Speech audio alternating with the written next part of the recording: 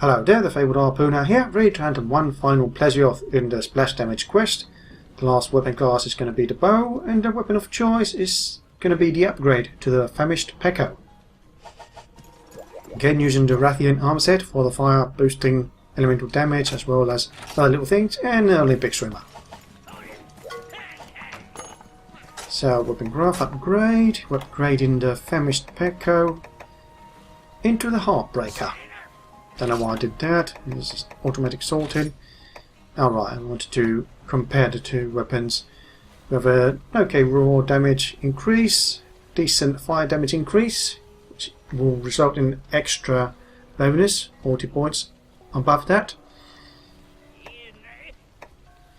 Short types, pretty much the same except for the level 2 changing to a spread to level 3. They will spread. And coatings remain the same, with no bonus coating. Resources, pretty much the usual. Wonderful Big, Heartbreaker Wing and Scalding Plura. Nothing out of the ordinary, so anything else? No, just a look. So let's just do it. And the next time it's the Broken Heart. I do have Pyro, so that's going to be used in combination with the sleep coatings. We should try to sleep bomb the Plesioth for once. Maybe use the bombs on the back since they are the hardest. Although for the bow, since I can arc shot easily, maybe it's not the best to put the bombs there. Well, it doesn't really matter. It damages damage in any way. So I could easily break the back or the wings. Back thing, at least. Coatings, I do have all of them loaded. Close range, paralysis and sleep coating. We have the bombs. I do have, as I said, Pyro, so that will change them to Barrel Bombs Plus. And Black Belt, so that's less stamina loss when evading attacks.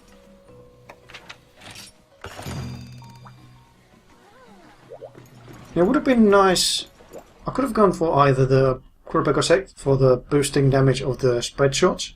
It would be nice if I could get both a spread shot boost and a fire damage boost.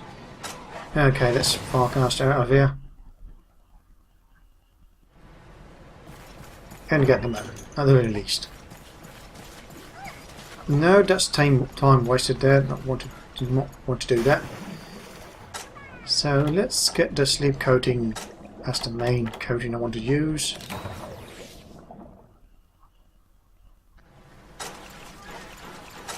And where's the fishing? Oh, there we go. Fishing mask.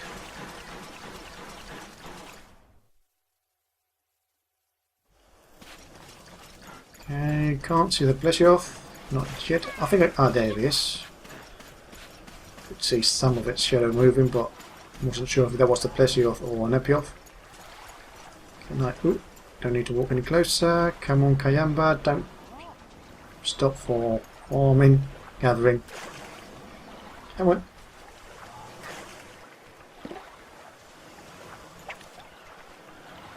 There's still the Plesioth over there. We're lucky enough we'll see the trap, the bait, and eat it. Doesn't look like it. It seems to be jumping out on its own. So let's gather this. And nearly fell into the water. Okay, the arc shot here seems to be relatively short ranged. Now, did I bring dash juice? Yes.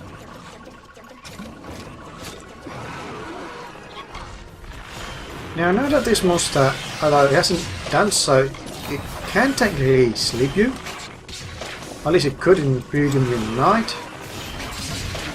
But it usually did that when jumping out of the water to attack you on land. Since it doesn't do that here because you either chase it into the water, well, not either, you chase it into the water or you fish it out of the water, I guess it doesn't have a chance to really sleep you. Really got hit by that.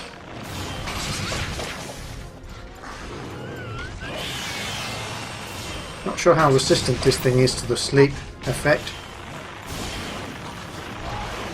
Okay, get some distance. And there's their sleep. So let's go for the wings back. Now the problem is I'm gonna just kick it. I took 0 damage from that explosion.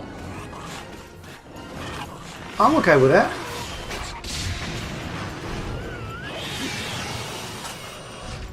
So, close range. Switch to close range, suppose. Deal the damage.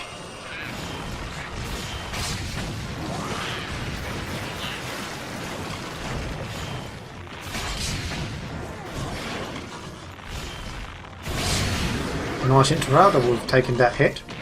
Otherwise.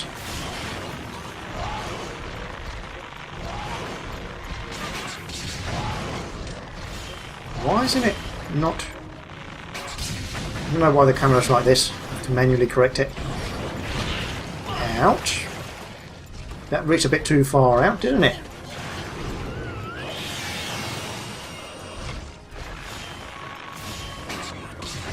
Ow. Well, what a waste.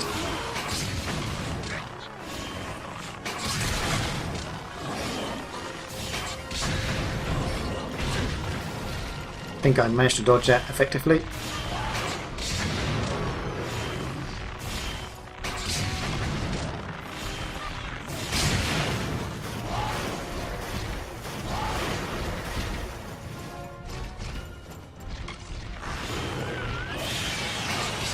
Okay, that wing is broken.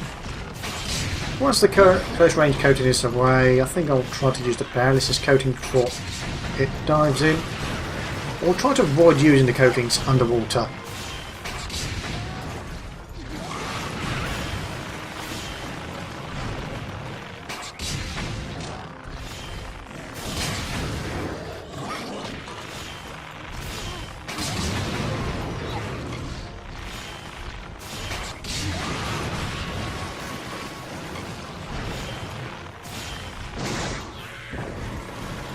Completely missed because it decided to move away. Okay, not going to be using the paralysis just yet.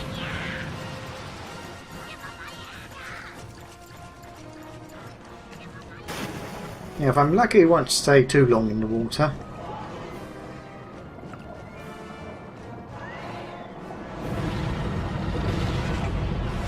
Wow, it destroyed those pillars.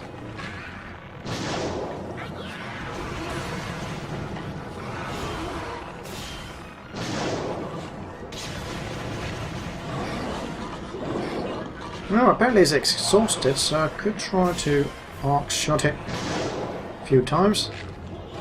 Although that one just went over it.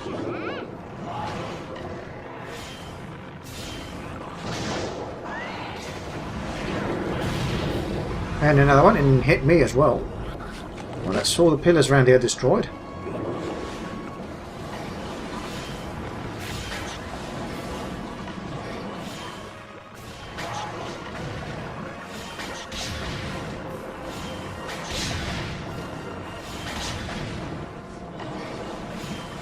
Okay, apparently it's going back to land, so let's get the coating ready.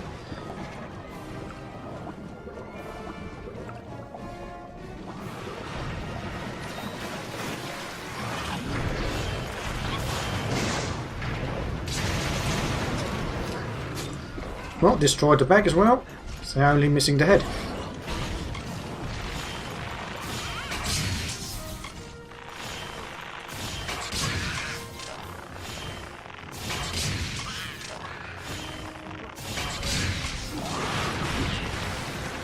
Nicely rolled.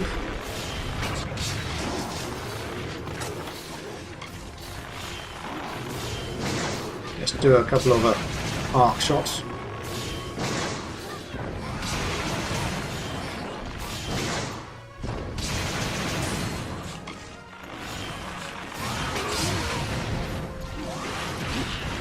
In fact, let's try to get the dash juice down and take advantage of the unlimited stamina.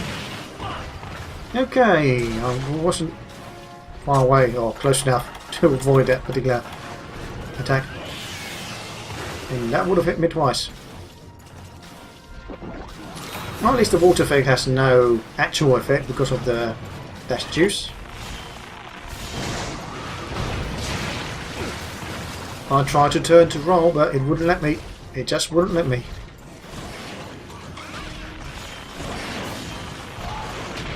Oh, come on, really? That reach? I should have known. Broken hitboxes everywhere.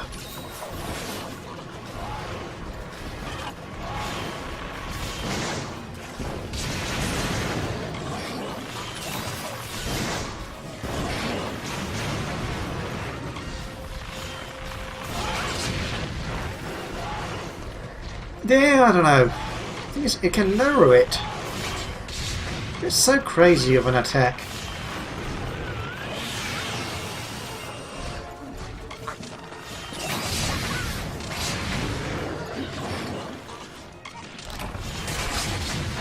Okay, now wing is broken. Oh, actually everything's broken.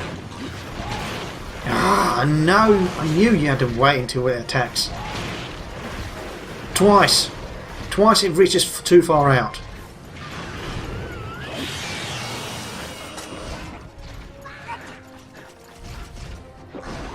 And what's worse, it's an instant attack. There's no real tell outside of water. Okay, no escape there because decided to face me immediately, the sodding fish.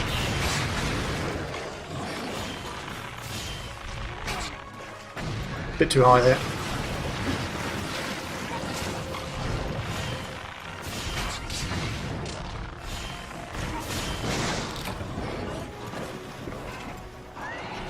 Well, let's chase it into the water.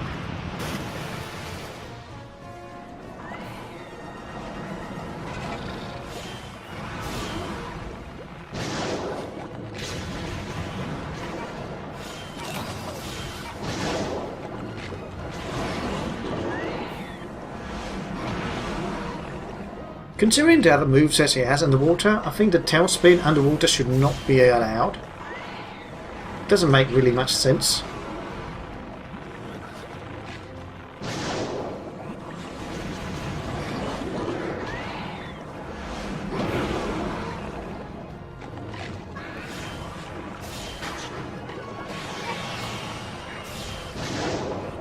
I think I needed that one to aim a bit higher.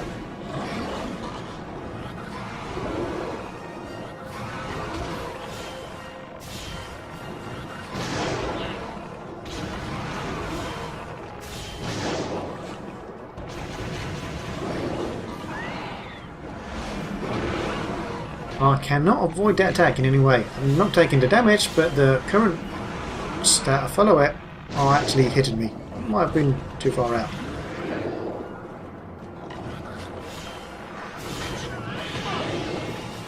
Really? They actually hit me?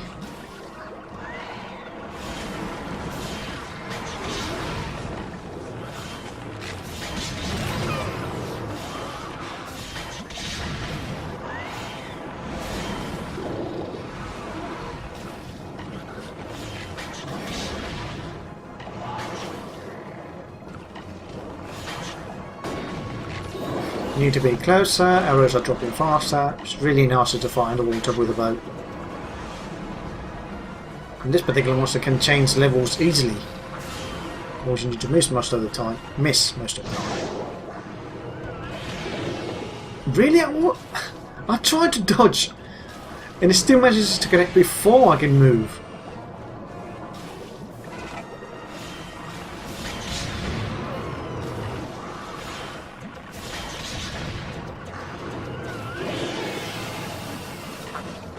Apparently Kayamba's immune to that because the beam went right through it.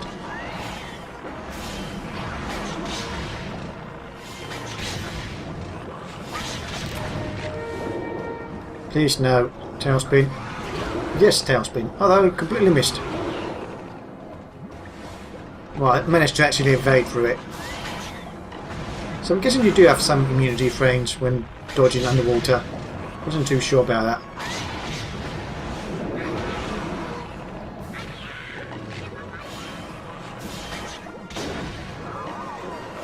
Okay, it's limping. Past the 10-minute mark. Not too bad. I do have paralysis coating. 15 more left. Sleep coating 10, but I don't have any bombs. So it's not really useful. Paralysis I don't mind using because I do have a small opening to do some damage when I change out of the paralysis coating, unlike with the bowguns where the window is really tiny. Not because the effects last less, it's because of the reload. For the bows I just need to change out the coating and we'll resort to normal damage of the arrows. Raw plus whatever elemental you have.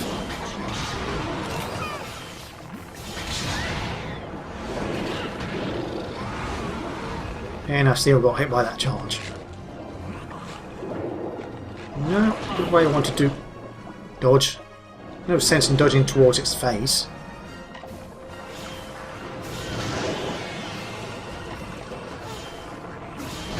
You really need to aim your bow upwards if you want to do an arc shot.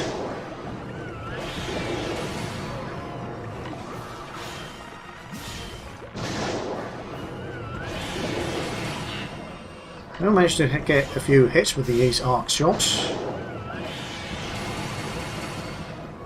I wish you could immediately side evade with the bow. You have to move a bit before you can do it. That still hits! Not for damage, but with the current.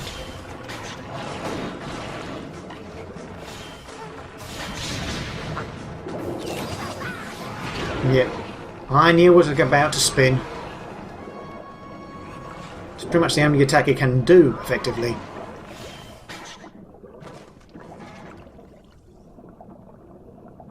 And maybe that's why they don't take it away, because it's the only real attack they can hit you with. Okay, it's going to eat. I can try to arc shot from a certain distance.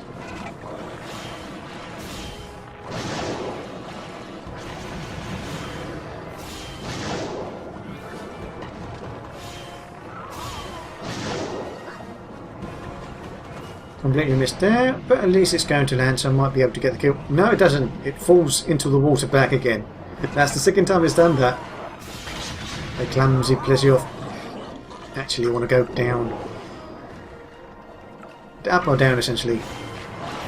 Something so I can avoid its tail spin attack.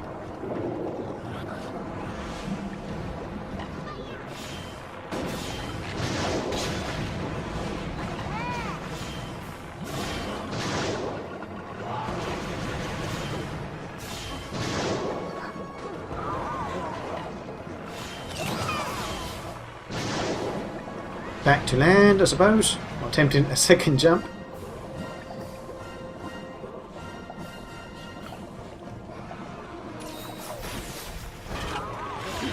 No, it's still limping a bit. I wonder if it tries to sleep there or something.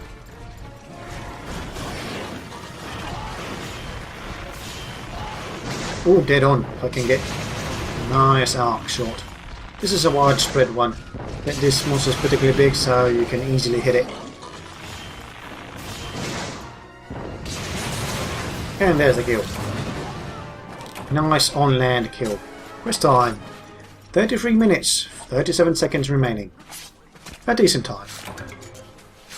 Wasn't sure what the bow could do here, but it was the right element to use.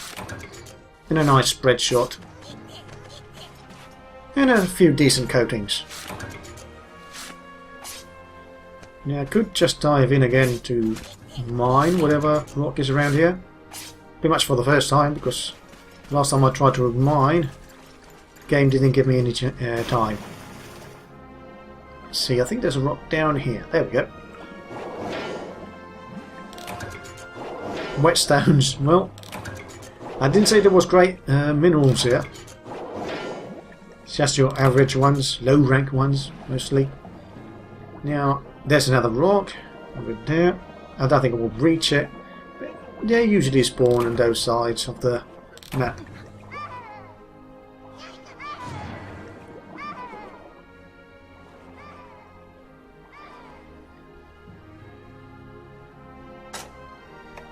Rewards. Want more scales, fins, another head, fangs, more scales. Oh, 9 heads in total. And 6 webbings from all these hunts. I feel we're going to have to farm this one a bit for the webbings. Hopefully I can capture it and that will result in a better drop. In fact, I've checked the armor set. It seems to be a capture based armor set because you have speed set up in a tranquilizer, if I'm not mistaken. I'll have to check that later on. I probably won't be actually using it online, well, for the recordings, because I don't really capture that often, if ever. Anyway, this has been the Fabled Harpooner, hunting one final Plesioth in the... forgot the name. Splash damage quest, with a bow weapon class, and a Heartbreaker as the weapon of choice. Hope you enjoyed the video, see you next time, and good hunting.